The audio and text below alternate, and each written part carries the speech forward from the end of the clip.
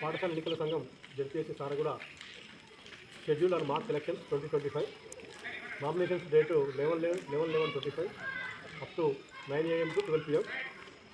Nominations withdrawals 11/11/25 to 25 1 PM to 4 PM. Final list to 12/11/2025. Canvassing 13/11/2025 9 AM to 4 PM. Date of polling is 14/11/2025 9 AM to 12:30 PM. Date of counting.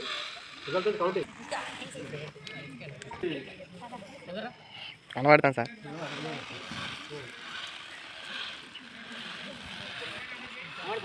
జరిపే రోజు మరి ఏ టైంలో ఏ కార్యక్రమం అనేది ఉంటుందో మీకు ఆ రోజు ఇక్కడ మేము అంటించడం జరుగుతుంది.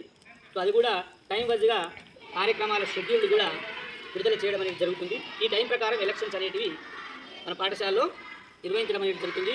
సో మీకు మరొకసారి అందరికీ ఈ ఎన్నికల షెడ్యూల్ ఏ డేట్ నాడు ఏమి చేయాలి, నామినేషన్స్ అంటే కోర్టులో నిలబడేటువంటి వ్యక్తులు ఎప్పటి నుంచి వాళ్ళు ఫామ్ నింపి నామినేషన్ ఎప్పుడు వేస్తారనేది ఇక డేట్ ఇచ్చిన 11 అంటే రేపు నామినేషన్ ఉంటుంది, రేపే విత్డ్రావల్ ఉంటుంది.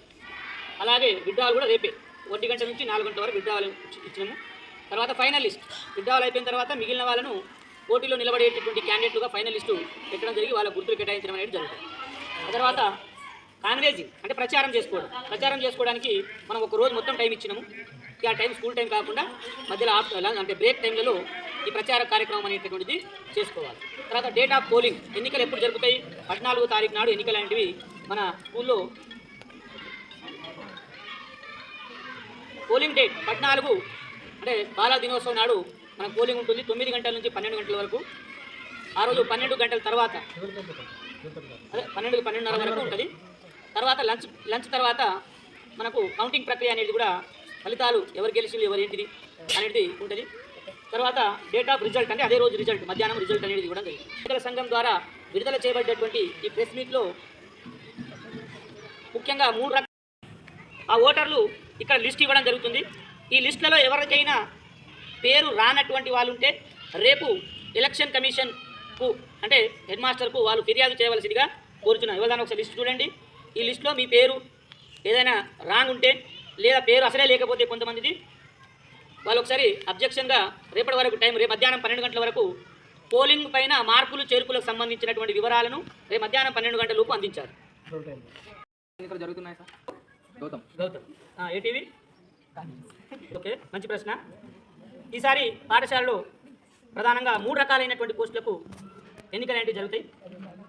School head leader boy, school head leader girl, అలాగే క్లాస్ వైజ్గా క్లాస్ లీడర్లను ఈ యొక్క ఎన్నికల్లో మేము ప్రకటన అనేది ఇవ్వడం జరిగింది. Next sir. విద్యార్థుల సంఖ్య మొత్తం 155 మంది ఇప్పటివరకు మన పాఠశాలలో విద్యార్థులు ఉన్నారు.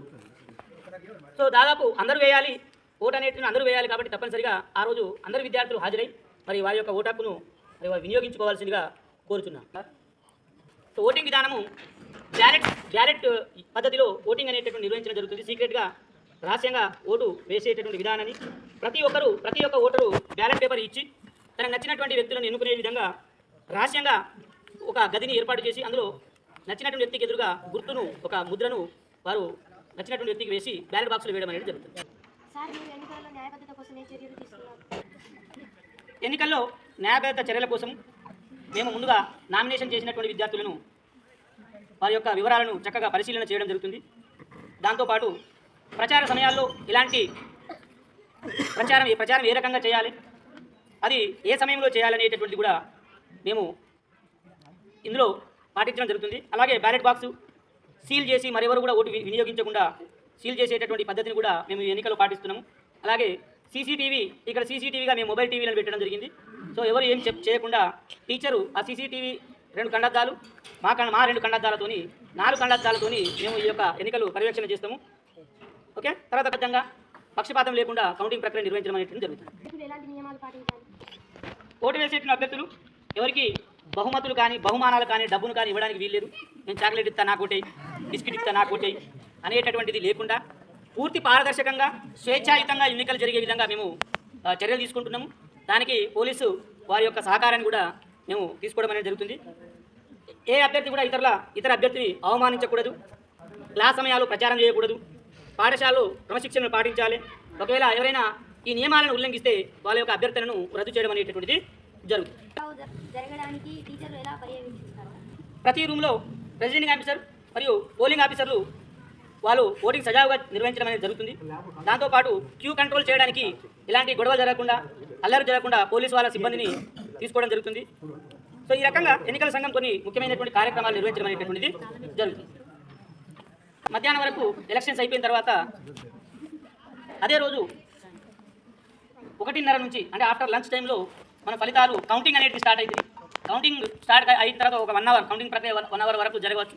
ఆ మధ్య ఎప్పుడు పూర్తయితే అప్పుడు ఎన్నికలు ప్రకటన ఎవరు గెలిచింది ఏందనేది మేము ప్రకటించడం జరుగుతుంది.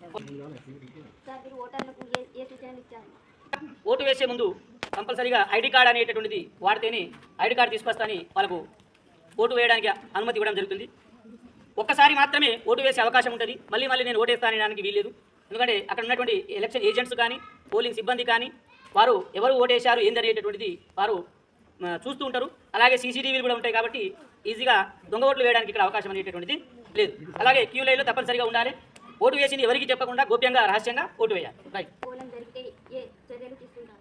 ఏర్పడినట్లయితే తక్షణమే మేము పోలీస్ సహకారాన్ని తీసుకొని మరి ఎలాంటి సమస్యలు వచ్చినా ముందుగా ప్రెసిడెంటింగ్ ఆఫీసర్తో మాట్లాడి ఆ సమస్యను పరిష్కరించే విధంగా కృషి చేస్తాము. తర్వాత ఏమైనా సమస్యలు వస్తే పోలీసు వాళ్ళకు దానికి సంబంధించినటువంటి చర్యలు తీసుకోవడానికి నామినేషన్ ప్రకటన చేయడం జరిగినది. అలాగే ఓటర్ లిస్టులను పరిశీలిస్తున్న విద్యార్థి ఓటర్లు తమ ఓటు వచ్చిందా లేదా అనేటటువంటి దాన్ని క్షుణ్ణంగా పరిశీలిస్తున్నటువంటి విద్యార్థులు ఓటర్ లిస్టులో భాగంగా ఈరోజు మార్పులు చేర్పులకు సంబంధించి సవరణ అనేటటువంటి జరుగుతుంది. ఈ ఓటర్ లిస్టును తరగతి వారిగా ఇక్కడ ప్రదర్శించడం జరిగింది. మరి వారి పేర్లు ఉన్నాయా లేదా అనేటటువంటి విషయాన్ని విద్యార్థులు పోటీ పడడం అనేటటువంటిది జరుగుతుంది. ఇది నేటి జడ్పీఎస్సీ సారిగూడ పాఠశాల విద్యార్థుల యొక్క ఓటర్ లిస్టు నిన్న పాఠశాల ఎలక్షన్ కమిషన్ ద్వారా ఇవ్వబడినటువంటి జారీ చేయబడినటువంటి ఓటర్ లిస్టు. సో విద్యార్థులు ఈ ఓటర్ లిస్టులను తమ పేర్లు వచ్చాయా లేదా అనేటటువంటి దాన్ని పరిశీలించి మధ్యాహ్నం వరకు ప్రధానోపాధ్యాయులకు ఓటర్ లిస్టులో పేరు లేనటువంటి విద్యార్థులు మరి దానికి సంబంధించిన ఫిర్యాదు చేయాలని చెప్పి ప్రకటించడం జరిగింది.